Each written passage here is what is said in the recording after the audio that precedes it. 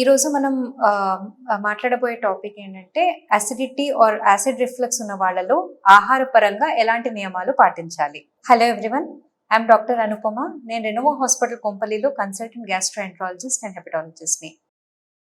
So severe acidity కానీ gas problem కానీ acid reflux ఉన్న వాళ్ళు సహజంగా బయట ఫుడ్ని అవాయిడ్ చేస్తే మంచిది.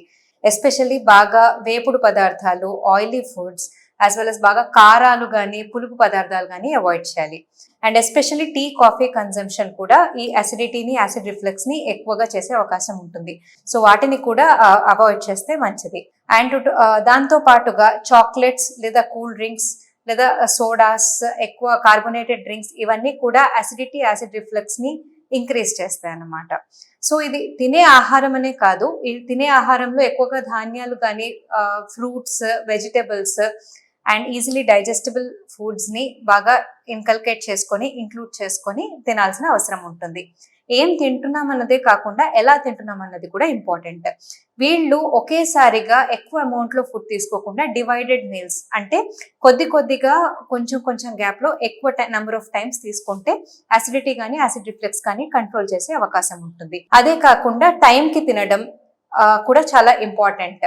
సో చాలా మంది సహజంగా మనం వింటూ ఉంటాము, బ్రేక్ఫాస్ట్ స్కిప్ చేయడము, లంచ్ స్కిప్ చేయడము అలా చేస్తూ ఉంటారు, వర్క్ వల్ల కానీ ఇంకేదైనా విషయం వల్ల కానీ. సో అలా చేయకుండా ఎక్కువగా ఫుడ్ ని లైక్ డివైడెడ్ మీల్స్ లో ఆన్ టైం తీసుకుంటుంటే వీళ్ళకి అసిడిటీ కానీ రిఫ్లెక్స్ కూడా తక్కువగా ఉండే అవకాశం ఉంటుంది.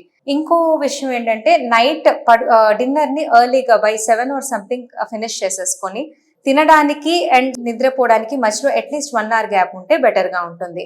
అండ్ ఇంకా బెటర్, మరీ ఎక్కువ అసిడిటీ ఉన్న వాళ్ళు, అంటే ఎస్పెషల్లీ పడుకోగానే పైకి తన్నినట్టు అనిపిస్తుంది అలానే వాళ్ళు తిన్నాక ఒక 1/2 hour అన్న వాకింగ్ అలా చేసి దాని తర్వాత పడుకుంటే బెటర్ గా ఉంటుంది. అండ్ ఎక్కువగా రెగ్యులర్ ఎక్సర్సైజ్ కానీ, టైంకి వ్యాయామాలు అది కూడా రెగ్యులర్ గా చేసుకుంటూ ఉండాల్సిన అవసరం ఉంటుంది. వర్క్ పరంగా కూడా కొంచెం stress levels, other things control చేసుకుంటే వాళ్ళకి అసిడిటీ అన్నది ఇలాంటి చిన్న చిన్న లైఫ్ స్టైల్ మోడిఫికేషన్స్ తోటి వాళ్ళకి కంట్రోల్ అయ్యే అవకాశం ఉంటుంది.